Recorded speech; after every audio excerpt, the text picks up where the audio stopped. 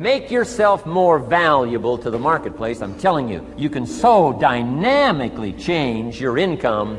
And economics is the least of the values that you can start earning in terms of equity if you'll start working harder on yourself than you do on your job. Work hard on yourself and develop the skills. Work hard on yourself and develop the graces. All of the stuff necessary to become more valuable to the marketplace. I'm telling you, your whole life can explode into change. Promotions, no problem. Becoming more valuable to the company, I'm telling you, no problem. Money, no problem. Economics, no problem. Future, no problem. If you just go to work on the right thing. Not get things out there to change. Don't try to change the seed. Don't change the soil. Don't change the sunshine. Don't change the rain. Don't change the mix of seasons. Let the miracle of everything that's available work for you, and start working on the inside. Work on your philosophy. Work on your attitude. Work on your personality. Work on your language. Work on the gift of communication. Work on all of your abilities. And if you'll start making those personal changes, I'm telling you, everything will change for you. Now, let me give you another scenario on personal development. It's called the 4 major lessons in life to learn. Before we get to the 4 major lessons in life to learn, let me give you a key phrase for your notes. Here it is. Life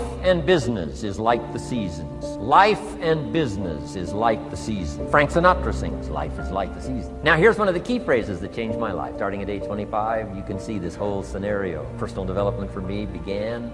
I've never been the same since. Here's the next key phrase. You cannot change the season, but you can change yourself. You can't change the season, but you can change yourself. My best hope, right? When I'm 25 years old, my best hope was to go through the day with my fingers crossed saying, I sure hope things will change. I sure hope things will change. It seemed to be my only way for my life to get better if things would change. Here's what I discovered. It isn't going to change. It isn't going to change. It doesn't matter about what happens to you. What matters is, what are you going to do about it? What are you going to do now, Les? Huh? How long are you going to tell everybody at the bus stop and anybody who would stand and listen to you? How long are you going to repeat the same thing over and over and over and over and over again? How many times do we have to hear that? Don't go around telling people what your story is. Everybody has a story. 80% don't care and 20% glad it's you.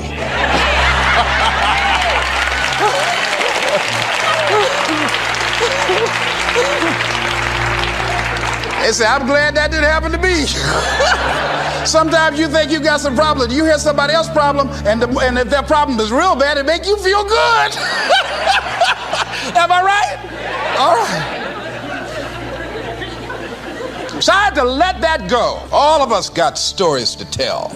Chicken Man allowed his tragedy to destroy his life. All of us have experienced some tragedy, and if we haven't, we will. And you can either let it destroy your life, or you can build upon it. You can permit it to let it hold you down, or you can decide, I'm not going to let that happen to me. I'm bigger than this.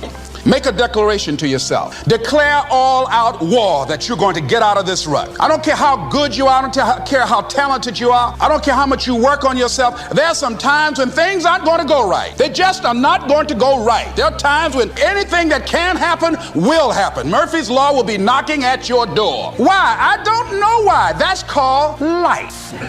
And you have to deal with it. You don't have to know the markets. He said, what if I die? Someday I will. How will my kids have money? How will my philanthropic areas have money? Here's what I'm going to do. I'm going to figure out why a balanced portfolio doesn't work in 2008 or 2000. And everything we've been taught about finance is wrong. And the Da Vinci of investing figured it out and has done it for himself for a decade and a half. And he tested it back to 1925. And it just makes money in any environment. So now his clients get to do it. Not the 1%, not the 0.0, the 0.001%. So I'm sitting down with Ray and I get him to explain how it works. And at the end, we're engaged 3 hours into it, and he tells me how this works. And I said, this is beautiful, but I'm doing this. So I'm not doing this for money. I'm giving all the money away. I want people to have the answers. And you just got done saying the average person going to the wealth manager will never work. They can't possibly do it. They might be sincere. They might even put their money in the same place they put you, but how many gold medals have they won, he said? Those are the only people that win. There's only a few. It's a giant poker game with a few winners. So you just said they're not going to win with anybody else. So I said, this is worthless without knowing the exact recipe. How much in this? How much in that? How much am I in this percentage? Whether I got $1,000 or 20 million, 200 million. That's 20, that's my secret sauce. That's what $5 billion and 100 billion used to get you. I said, yeah, but you won't take anybody's money yet. He said, yeah. And I said, you're giving away half your fortune with 14 billion. You're a giver. Help a guy out. Your secret sauce. this? And he goes, it's really complex. I can't really just share it that way. I said, I know it's complex, but I'm a pretty smart guy and I'm good at simplifying. I believe complexity is the enemy of execution. That's what it is. You got to make it so simple, people do it. Complexity is the enemy of execution. So I'll get it simple. You get it to me, I'll make it simple. He goes, well, it uses leverage. I said, give me one that doesn't leverage. Anybody could do. They could do it ETFs. He goes, well, I don't know. I don't know what that's going to look like. It won't be perfect. I said, your worst plan is going to be better than anybody else's best plan. And then he this moment of engagement, this magic moment, he opens up and he goes, okay, I'm writing like crazy. I got the video cam going. I'm feeling this vibration in my body. I left so excited, knowing it was something special, but not knowing what it was. But that formula, I took it to Hightower, $30 billion asset company, and said, test this 30 years, 40 years, 75 years. How's this done? Over all that time period. In the last 30 years, it lost money 4 times. Made money every other time. And the 4 times, one of the losses was 0.003. So it really practically lost money 3 times. You know what the average loss was? 1.9%. The average gain, just under 10 all in. The largest loss in 75 years. It's been right 85% of the time. The largest loss was 3.95, as that was 2008. Less than 4% when the rest of the world from top to bottom lost 51%. It's in my book, by the way. And so a bunch of my partners are like, hey, this is a business. Don't put that shit in the book. And I said, you know what? It is a great business. We can help people do it if they want to do it, but it wasn't offered in that spirit. So it's there. I tell you this because I want you to understand with engagement, you can get anything. But engagement, I want you to define it, I want you to experience it. And so what's the first thing that allows you to engage somebody? What's the number one thing? Right now, if I said to you, what is it? How many think Mark is a fairly engaging guy without blowing smoke? How many have to say this guy's pretty damn engaging? Say I. What makes him engaging? What makes somebody you find engaging? What makes them engaging to you? What is it about them? Think about it. Say it out loud. What makes somebody engaging? They're positive? What's that? Eye contact makes somebody engaging. She's talking about another level of engagement. I can feel it right now.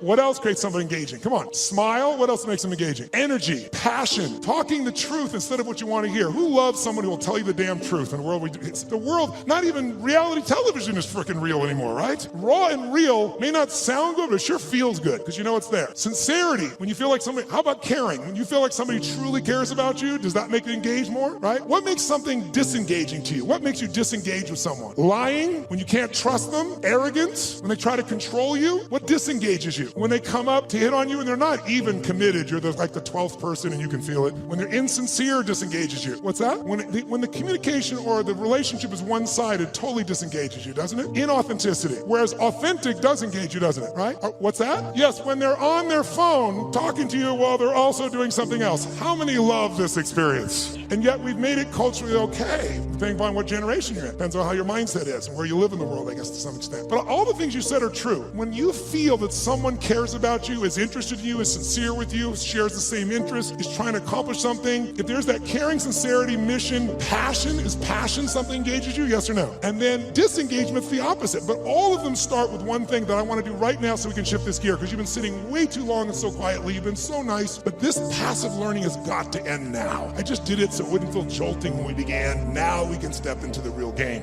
And here's how I want to do that. First of all, energy. Energy is the base. How many agree energy is engaging? Say I. If you want to change something in your life and you are what I call energy poor, low energy, are you going to follow through? Yes or no? You love your husband or wife, but you're exhausted. Love you, okay. There is no passion. There is no intimacy without energy. Am I right? You're not going to go to build a business without energy. You see this crazy man? He's filled with energy day and night and day. It's Richard Branson. How much energy does that man have? He's insane in his energy. Anybody I've ever met who really has this compelling ability to engage with people, it's energy. But are they born with it? Some maybe, most not. Because I've interviewed them, I've seen them, and I also see some of them like Richard. Richard is a ball of fire of energy, and then he's not. He's actually a very internal guy in many ways. He's external when he wants to go do something. He's crazy and willing to risk his life. Not in business. In business, he goes, okay, I'm going to take Virgin and make Virgin Airways, so how can I lose? Oh, I'm going to make a deal with Boeing that if they fail, I get to give them the jets back. That's how he thinks. In his life, let me go in the middle of a balloon in the middle of the sky and hope shit happens.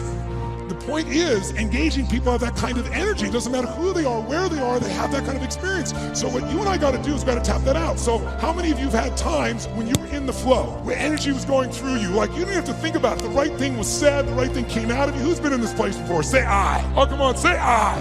Who's ever had a time where you did something, after you did it, you thought, I can't believe I said that. I can't believe I did that. That was so stupid. Who's done this before? Say I. Who's done something where after you did it, you went, that was me. I don't know how I did that shit. That was cool shit. Who's ever impressed yourself? Say I. Now you're the same person. How come one situation you're an idiot, the other one you're brilliant? Who's ever forgotten how to spell your own, how to remember, let's say, your own email or your home phone number, or how to spell a difficult word like the? Let me see your hands here. In fact, phone numbers is crazy now for most of us, right? Because now we have this outboard brain. If we lose this brain, we're screwed. I don't even know how to call my mom, for God's sakes, right? You don't know what to do when you don't have this thing.